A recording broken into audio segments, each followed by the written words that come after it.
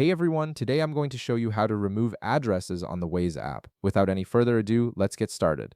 First, take a look at the bottom of your screen. You'll notice a menu bar positioned there. This menu contains various options and features that Waze offers, and it's your gateway to managing your saved locations and preferences within the app. Next, you'll want to drag this menu upwards.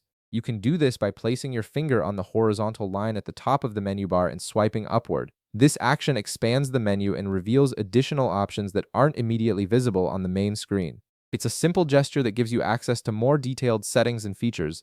Once you've expanded the menu, look for an option labeled More and tap on it. This section houses various settings and tools that help you customize your Waze experience, including managing your saved places, preferences, and other account-related features. It's essentially your control center for everything beyond basic navigation. After tapping on More, you'll be taken to a new screen where you can see all your saved places. This is where Waze stores addresses you've marked as favorites or frequently visit, making it easier to navigate to them quickly without having to type in the address every time. Your saved places might include your home, work, or any other locations you visit regularly.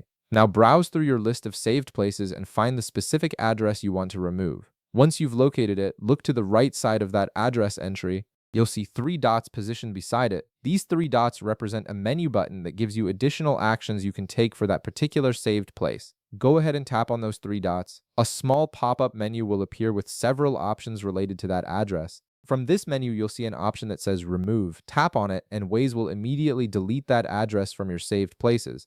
This helps keep your list organized and clutter-free, ensuring you only have the addresses you actually need and use regularly, and that's it. You've successfully removed an unwanted address from your Waze app, making your saved places list cleaner and more manageable. If this video helped you out, be sure to leave a like, subscribe, and I'll see you in the next one.